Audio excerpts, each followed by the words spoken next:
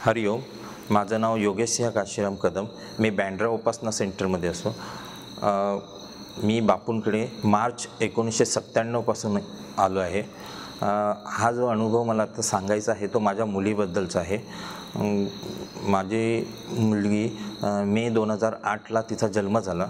त्यानंतर अगदी 6 महिन्यानंतर तिला थोडा नॉर्मली ताप येऊ लागला.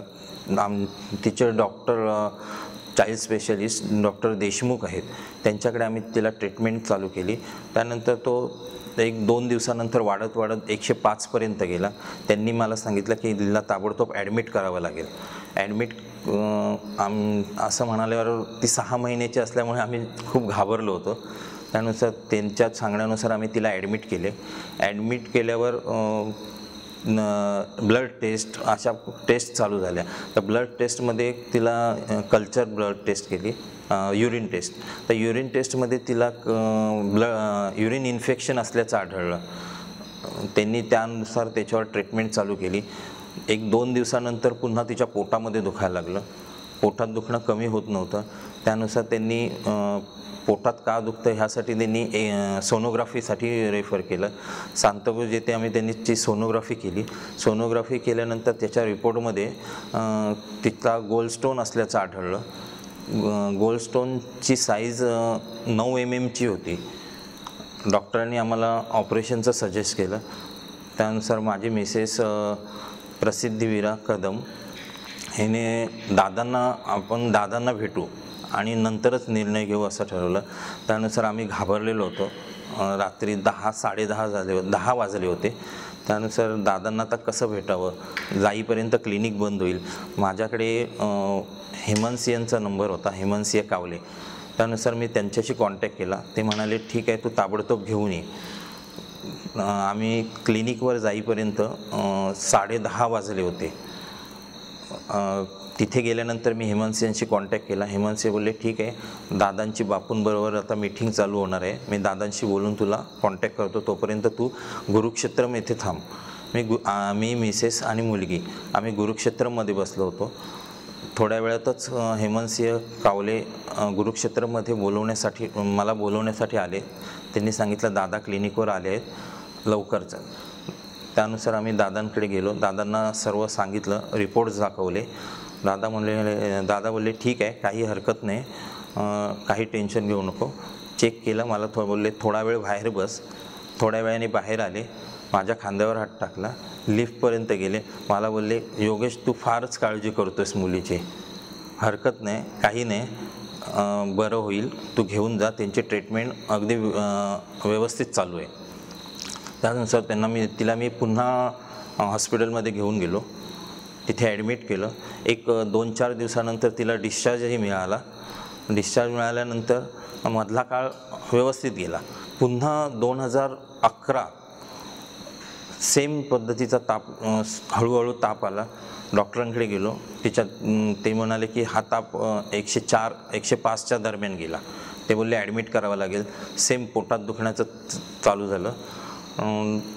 मग मी त्यांना पोटात दुखायला लागलं. ते बोलले सोनोग्राफी करूया आपण. डिसेंबरच होतं 2011. त्यानुसार त्यांनी सोनोग्राफीला रेफर केलं. सोनोग्राफी करून घेतली. त्यामध्ये सुद्धा 9 mmचा स्टोन, गोल्ड स्टोन दिसला. ते म्हणाले की आपण पुन्हा एकदा चाइल्ड सर्जनना दाखवण्यापूर्वी 2 दिवसांनी पुन्हा एकदा आपण सोनोग्राफी दुसऱ्या ठिकाणून करून घेऊया. त्यानुसार दुसऱ्या ठिकाणून सोनोग्राफी केली. तिथेही 9 mmचा स्टोन असल्याचं आढळलं. ते आता म्हणाले की आपण ऑपरेशनशिवाय पर्याय नाही, कारण गोल्ड स्टोन ऑपरेशनशिवाय काही करू शकत नाही त्याच्यासाठी. आम्ही बोललो ठीक आहे, आम्ही दादांना भेटतो.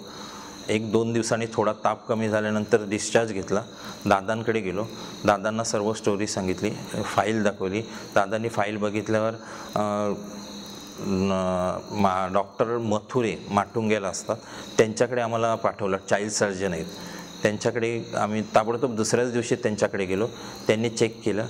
चेक केल्यानंतर ते म्हणाले मी आज अमेरिकेला जात आहे, तोपर्यंत मी औषध देतो, बरं वाटेल, आपण आल्यानंतर एक सोनोग्राफी करून बघू. तोपर्यंत तुम्ही दादांना जाऊन दाखवा, मी औषध दिले. दादांकडे गेलो, दाखवलं. दुसऱ्याच दिवशी पुन्हा तिला ताप आला.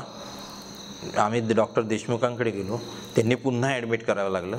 दादांना आम्ही फोनवरून, दादांशी मी हे फोनवरूनच कॉन्टॅक्ट केला, कारण ॲडमिट केल्यानंतर डॉक्टर देशमुखांनी आम्हाला सांगितलं की तिला एक चाइल्ड सर्जनकडेच पाठवावं लागेल आणि आपल्याला स्टोन काढून घ्यावा लागेल. हे बोलल्यानंतर आम्ही खूपच घाबरलो होतो. दादांशी फोनवरूनच कॉन्टॅक्ट केला. दादा म्हणाले की आपले डॉक्टर्स आता नाही आहेत, अवेलेबल नाही आहेत, ते जिथे सांगत आहेत तिथे जाऊन चेक करून घे.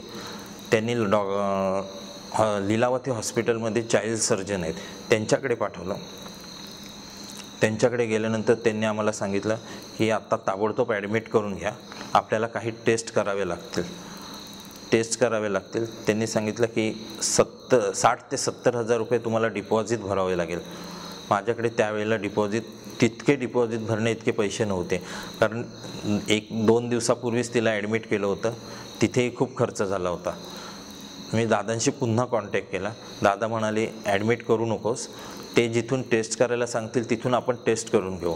मी त्यांना विचारलं की मला ॲडमिट करायचं नाही आहे, तुम्ही जे टेस्ट सांगता ते मी करून घेतो. ते म्हणाले हरकत नाही, लीलावती, हिंदुजा, जसलोक आणि गुरुनानक ह्या 3 हॉस्पिटलपैकी कुठूनही टेस्ट करून घ्या. त्यातल्या त्यात गुरुनानक हॉस्पिटल हे मी जिथे राहतो बँड्रा गव्हर्मेंट कॉलनी, तिथून ते जवळ असल्यामुळे मी तिथे टेस्ट करण्याचं ठरवलं. तिथे टेस्टसाठी गेलो. दुसऱ्याच दिवशी आम्ही टेस्टसाठी गेलो तर एक 10 ते 12 प्रकारचं ब्लड टेस्ट होतं, एक्सरे होते, सोनोग्राफी होते आणि युरिन कल्चर होते. ब्लड टेस्टसाठी आम्ही दिलं, एक्सरे काढला, युरिनही दिलं. सोनोग्राफीला जेव्हा तिथे गेलो, सोनोग्राफी केली.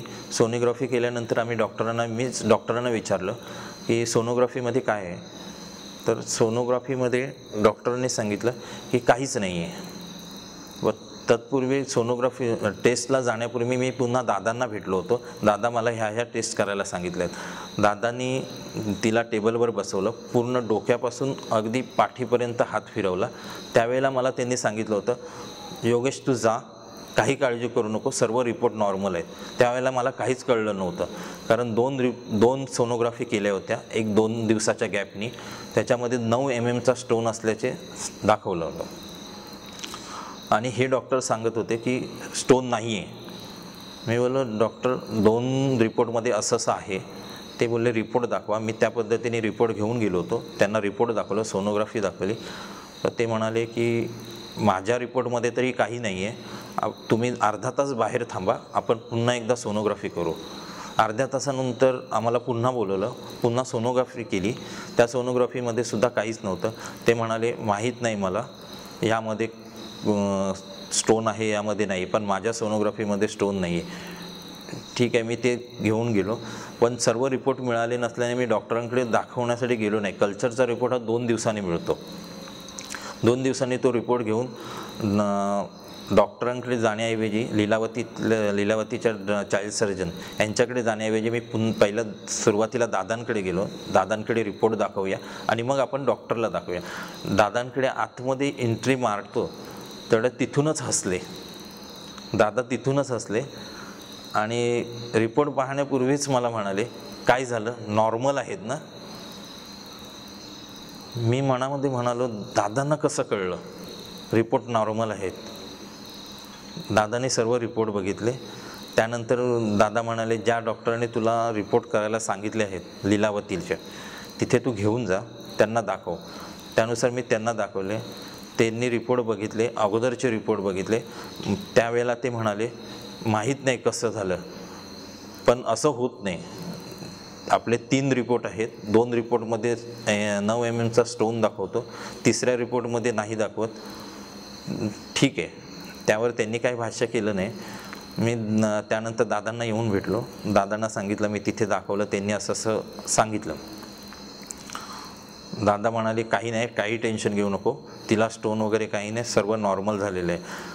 परंतु रिपोर्ट करण्यापूर्वी जेव्हा मी दादांकडे गेलो आणि दादा जे म्हणाले की काही नाही तू जा, नॉर्मल आहेत, तो शब्द मला नंतर कळलं की दादाने पूर्ण तिच्या डोक्यावरून पाठीपर्यंत हात फिरवला आणि त्यानंतर रिपोर्ट केले. ते रिपोर्ट नॉर्मल होते. म्हणजे त्या दादानी हात फिरवून तिचे जे स्टोन होता तो अगदी काढूनच टाकला होता जवळजवळ. हरिओम. श्रीराम अंबज्ञ.